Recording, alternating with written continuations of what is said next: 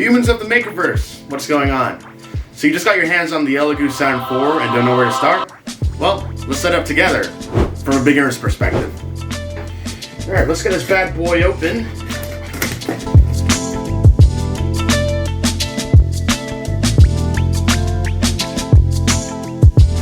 Okay.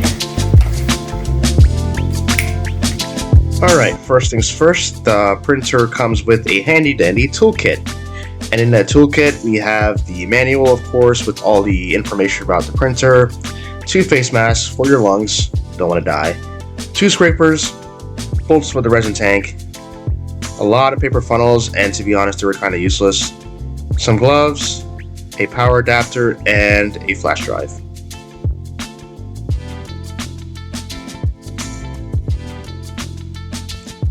Alright, so next up we have our resin tank, and yep, you guessed it.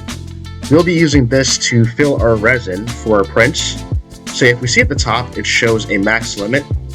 That's there so we don't overfill it when we're printing our models. Alright, and now we have our build plate. This is where all the magic happens. And I believe it's made of some sort of hard plastic and a mixture of aluminum. I could be wrong. But what's cool about the build plate is that it has an automatic leveling system. So it has sensors that measure the distance between the nozzle and the print bed at multiple points during prints. So then it's pretty cool, you don't have to worry about manually changing any of the settings. And it also has a quick release that we see here at the top. So we press down and we can lift up on the quick release handle to make sure that the build plate's secured. Now we're going to go ahead and remove the protective film from off the LCD screen, the resin tank, and the build plate.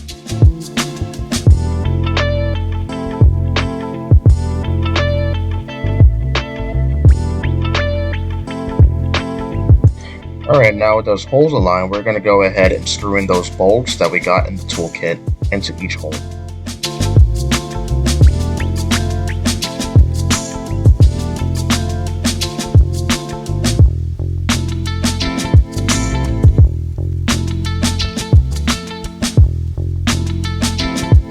Alright, let's do one last check to make sure that all the screws are securely tightened on the build plate.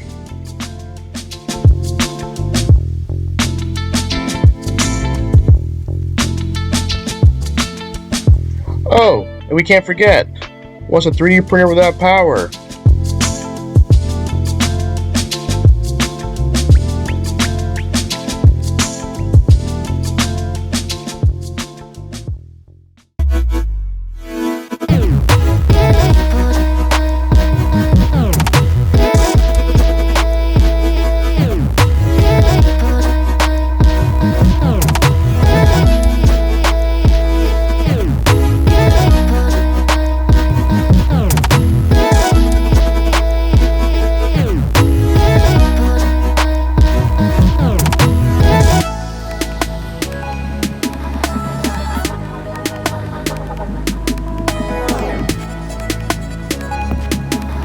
And there she is, boys. Isn't she beautiful? The futuristic exterior, the dazzling green. Oh, can't wait to print to my heart's content. Right. So yeah, let's see what else the printer has to offer. So if we check out the back here, the printer actually features a spot for extraction tubes. So if resin fumes become an issue, you can always install some fume hoses here in the back. One important thing to remember when setting up this printer is that this lid actually is pretty hard to open, and when it does open, it takes up a considerable amount of space. So I think if it helps, maybe make sure that you have a larger table or some space in the back. Alright, so let's take a look at the touch screen, and we see that the printer offers a fairly simple user interface. We have tools, settings, and print, of course, to print our models. Let's take a nosedive in tools, and we can see that it is categorized into 4 different sections here. We have manual, calibration, tank cleaning, and stop. Let's actually check out the calibration settings, and here you can manually change how long you want your calibrations done with these up and down keys. Here you see I have it set for 15 seconds. This is actually really good when you get new bottles of resin. I think it's good practice to calibrate the printer for each time you switch out your resins for optimal results. Alright, now we're going to look at the tank cleaning settings, which is super useful for removing leftover resin after printing. Here you can also adjust the timer of the LCD screen while you clean your tanks. And stop whenever we need to stop our prints.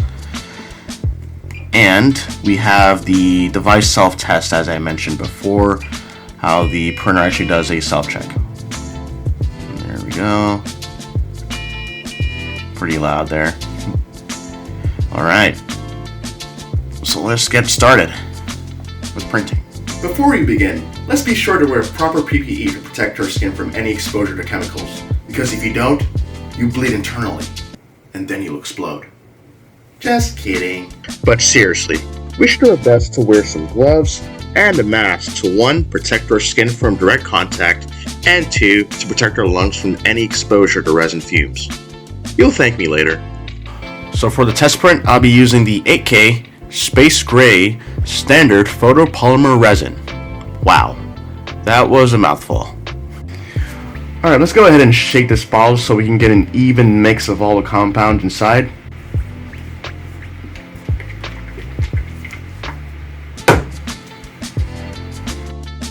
Then we can pour our resin in, making sure not to exceed that max line there.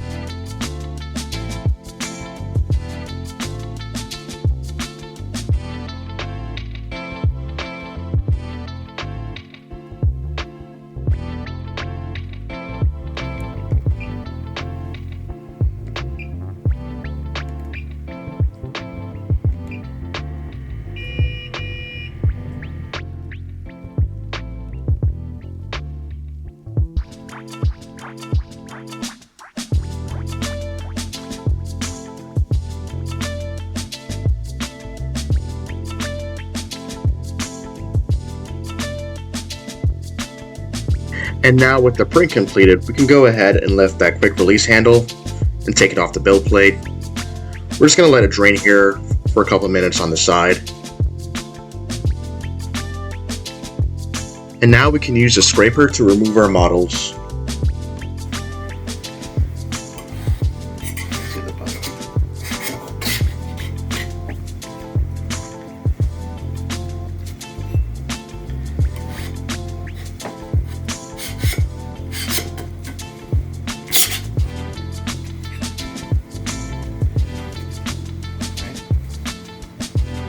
Now I don't have a fancy wash and cure station, so here I'm using just a bowl with 99% IPA to wash and cure it. I do it for about 15 minutes and then I let it dry for about 15 minutes.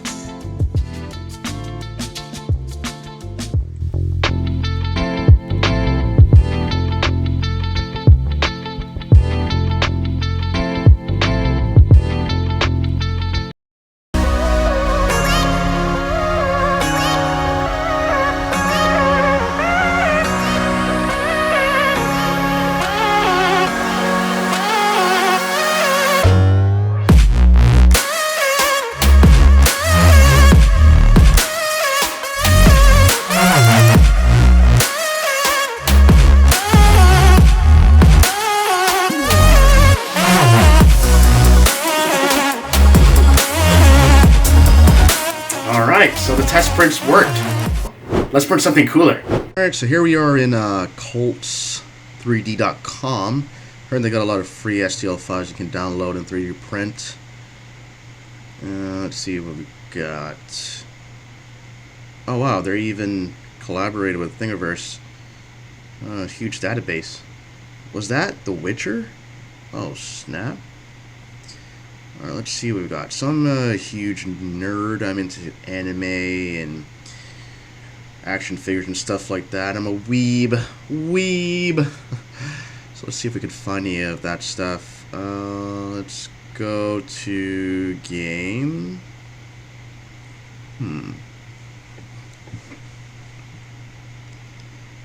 Alright. Let's just say action figures. That's what we're looking for. Alright. So we got some Gundam stuff here. Among Us. Haven't played that in a while. Man, I'm looking for like... Oh, there it is. TBZ, let's go. Goku. If you don't know, I'm a huge Dragon Ball Z nerd. Alright. Oh, and we have Tifa on here? Okay, they got the waifu on here.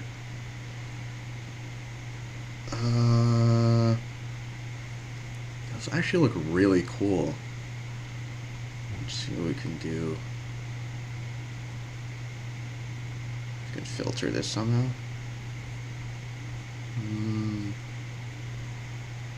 I mean, it said it was free, so it doesn't even matter, right? Like, yeah, free. Yeah, let's go ahead and download this one here. Wow. The waifu tax, free 99. Okay, let's download this file. Alright, so once you've downloaded that Tifa file, you want to go ahead and open it in one of your slicer softwares.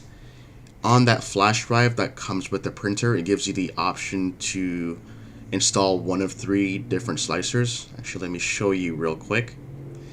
So this is on the flash drive itself, so it gives you the option we see here to install either C2 Box, Lychee, Slicer, or the Voxel Dance Tango.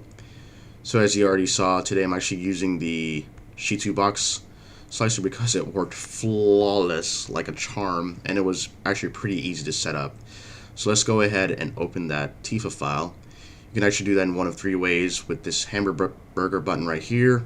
So you can press it and press open, or you could press this folder and open the file.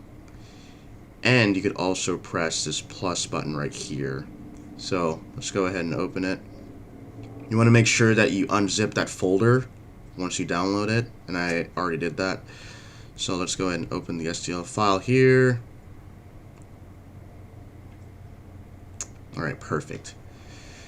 So we see here it's doing its calculations, cavity detection. Okay, so it's saying it has a hole in it. So we'll dig a hole in that in a second. But let me give a quick rundown of the software. So we see here it gives the options to, auto layout your model, hollow out the model, dig a hole, or repair it. You could even, let's go over my slicer settings real quick. So once you install the software, it asks you to add a printer. So I added the Saturn 4, and once that's added, it automatically populates everything here, as you can see.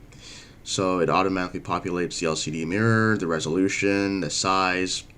And what's pretty cool about this as well is that it gives you the option to add the type of resin you purchased.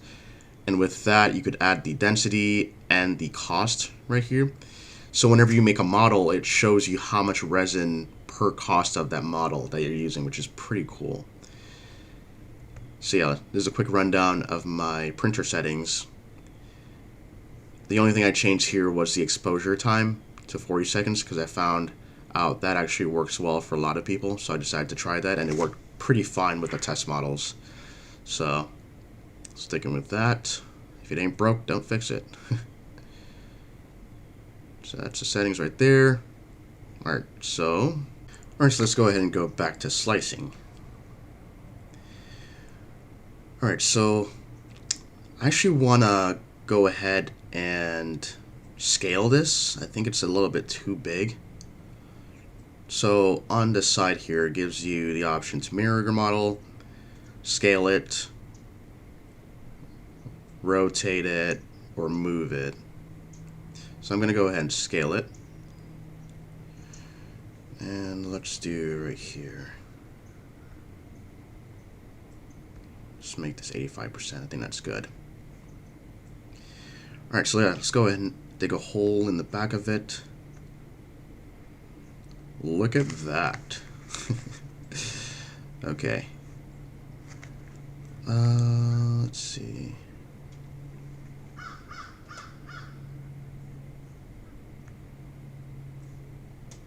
Okay, so you see here I'm using a circular shape, The diameter is 3 millimeters and the depth is 10, so that would go right through the thickness of the model. So let's see right here. Let's see if that works.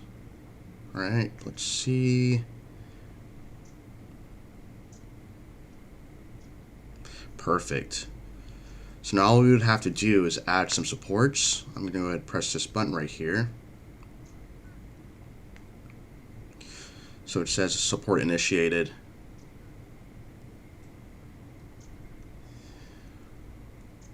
Alright. So since this is an action figure model, like a figurine, I'm going to go ahead and use the middle support size. And then I don't want to mess with any of the settings here. So I'm just going to go ahead and press auto support.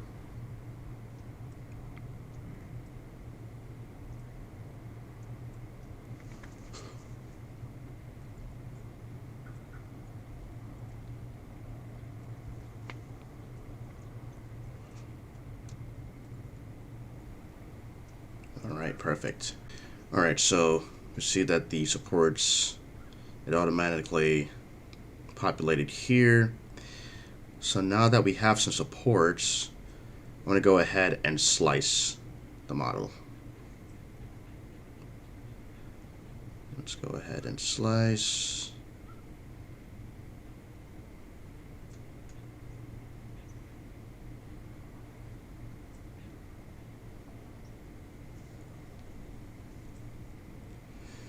Alright, so we see here it says detect islands.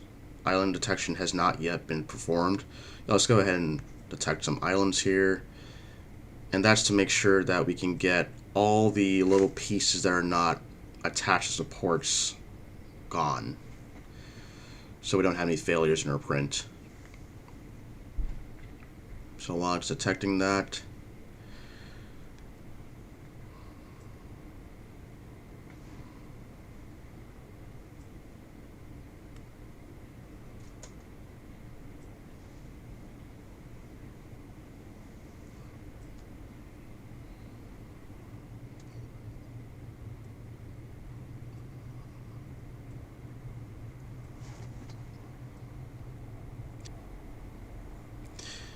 alright, so we see here it's detected 132 islands, right?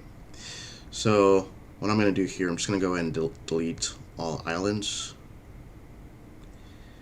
And then once those are deleted, I can go ahead and save. So let's go ahead and start printing.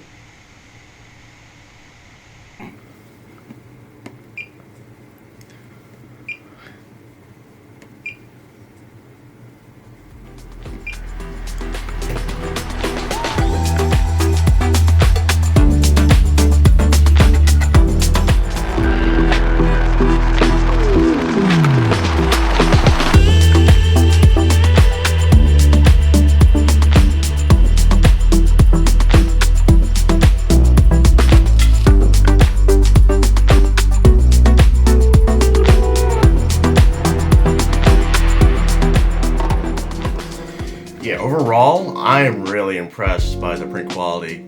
Like, look at this. You can literally see all the details in the hair, in the body sculpt. You can literally see the definition of the sculpt itself. It makes you really want to respect the hard work that was done by all these 3D artists. It's pretty nice, pretty impressive. It actually makes me want to go back and print like literally the whole set and just add to my collection for my chess board. Nah, that's probably too much resin. But yeah, like even this Tifa, like look at this Tifa model. Like you can see all the goodies there. And the hair looks amazing, looks fantastic. But yeah, I'm really looking forward to pushing the boundaries and the limits of this 3D printer. You know, I guess it really does live up to the hype, huh? It was super easy to use, definitely beginner friendly. Yeah, I'm looking forward to starting my own mini projects and sharing my discoveries with you guys. And you know, I really hope this video helps. You know, helps you start your own 3D printing journey. And yeah, I'll just leave in the comment section what you guys thought, and what we can do better, and I'll catch you on the next one. Peace.